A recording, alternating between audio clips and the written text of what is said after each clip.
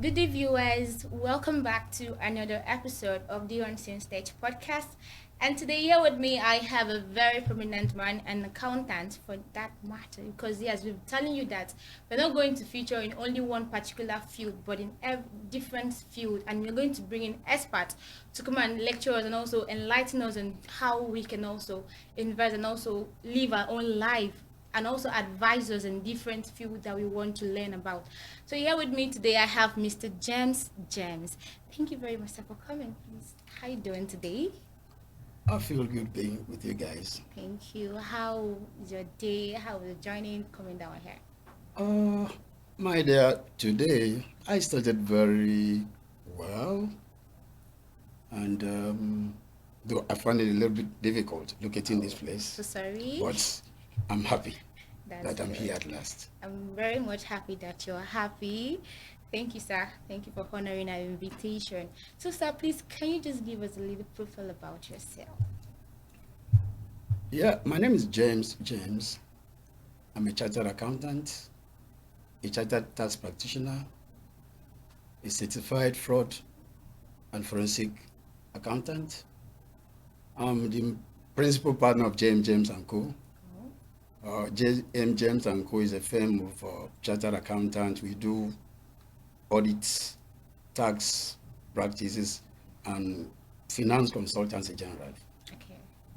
Thank you very much. That profile is a very rich one and it's really amazing. Thank you very much, sir, for that brief section. Okay, sir, talking about being an accountant, we have people in different areas of life. Yes, because you know how people can invest. Yes, how what they need to invest and how to live their life. We have people in different fields, in the fashion, in different fields of life, even students, the younger ones that are coming up.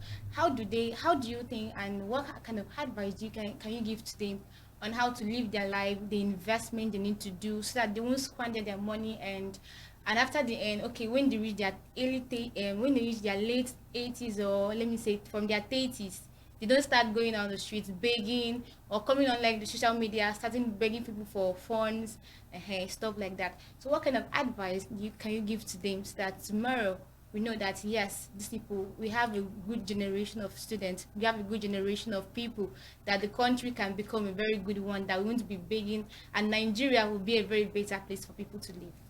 Well, one man I follow is a man called Robert Kiyosaki.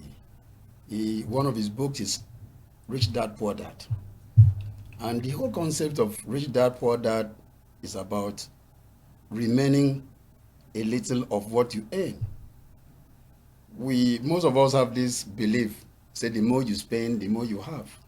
And I tell people it's not, that is a very wrong concept. It's the more you have, the more you spend. So that you will remain of whatever you earn. So when you live a life of whatever you get today, you spend out, believing another one is coming tomorrow, you certainly beg on the streets. So it starts with saving. You must have savings. Yeah. No matter how small, no matter how small your income is, you must remain something for the rainy day. Now, so it starts from that point. Okay. Okay, so some persons feel like some people feel like I can't say what's the essence of me saving. If I should save, am I sure this money is in good hands? So what kind of advice can you give to them and the right place they can save their funds? I want to start that this way. I feel they need to talk to experts. Okay. They need to talk to experts. Now, in Nigeria today, one of the places you can save your money, we have the banks. I won't, don't save your money with the microfinance banks. Okay. I'm not trying to demarcate them No problem. because some of them, their capital base is not that strong. But if you put your money in a place like, but let me give them free adverts, in a place like Zenith Bank, First Bank, GTB, and those banks, their capital base is strong. You can build your savings there before you now start thinking about investing it, you know. And please don't invest in a Ponzi scheme. Don't go to what you want to get rich quick. To me, Even what we call it, forex. To a large extent, forex is Ponzi scheme.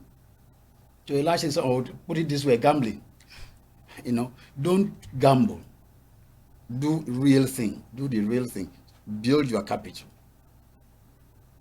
Talk to people, and before you realize, you will grow. But the starting point is making savings. You should be able to have confidence in the financial system. Go to the main banks. Save every month. If you are earning on monthly basis, if you are earning on daily basis, if you are earning on weekly basis, just drop as small as possible. In short, some people say it's good to put a percentage. Ensure that at least 10% of your earning is saved, because that is what you build tomorrow. And I tell you this: if you can build that saving culture, and your bank observe that over time you are able to build something, they can give you a loan. The bank will give somebody that puts, say, every week it drops 10,000 naira in the bank. Every week it drops 10,000 naira in the bank. Over maybe 2 years, it has been dropping that. He also withdraw and bring. Then somebody that just one day come and drop 30 million in the bank. The bank will have more confidence in the guy that has been dropping small, because it shows a trend, than somebody that just have 30 million and drop, and now say, bank, give me loan. So it's just about building that culture. And to be able to achieve this, one thing that is you cannot discountenance is discipline. Okay. Because at every point in time, what you want to buy, what you need to spend money on, will be more than the money you earn at every point in time. So it takes discipline to now say, okay, I don't need this. Or can I put it this way? Being able to draw a line between needs and wants, so that you only pursue your needs and leave the wants. Pursue your needs and leave the wants. My mom used to say something in my dialect, and as a child, I did not know what that means. Is at this growing up, and now understand.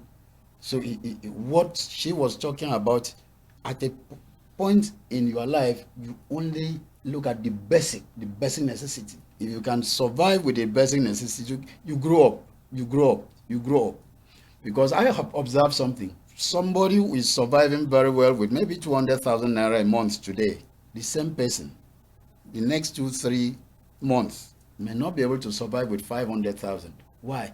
If his money has grown, if his income has grown, certain things that he was able to do without, he can't do without again.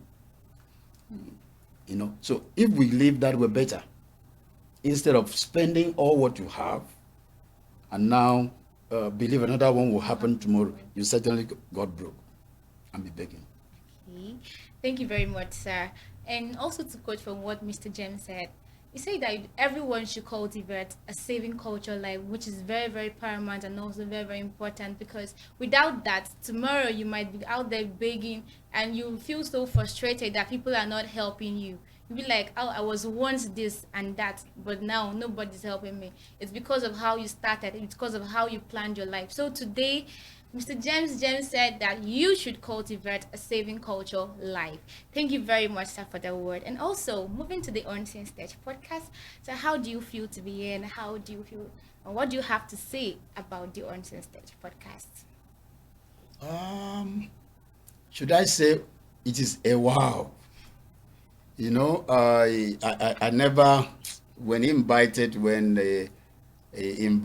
me here, I honestly, I did not expect to see this spectacular um, studio.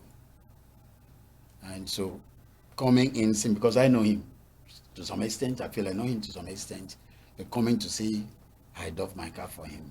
Thank you, sir. I feel he's a young man that other young people should emulate. It's all about vision. It's all about having a goal and tenaciously pursuing that goal. Before this day, we've discussed you discussed one or few times. We would just tell me, I'm doing something. I have some of the equipment. At the point he said I'm trying to locate a space like the office to do it. Now, having that plan, that arrangement of instead of waiting till all the money was on hand, he now buy things. He has a little money, he buy one thing and keep. Have a little money and buy one thing and keep. I love my car for him. Thank you very much, sir. And thank you also for honoring our invitation to be here today. Thank you very much, sir. I really appreciate that. To our viewers, thank you also for also joining us today and also listening to all what we've said today. And I hope that you've picked something out from what we've said, which is cultivate a saving culture life, which is very, very important. And thank you also for also joining us. And we've come to the end of today's show. I still remain your host, Abasi Freke Joe. Thank you.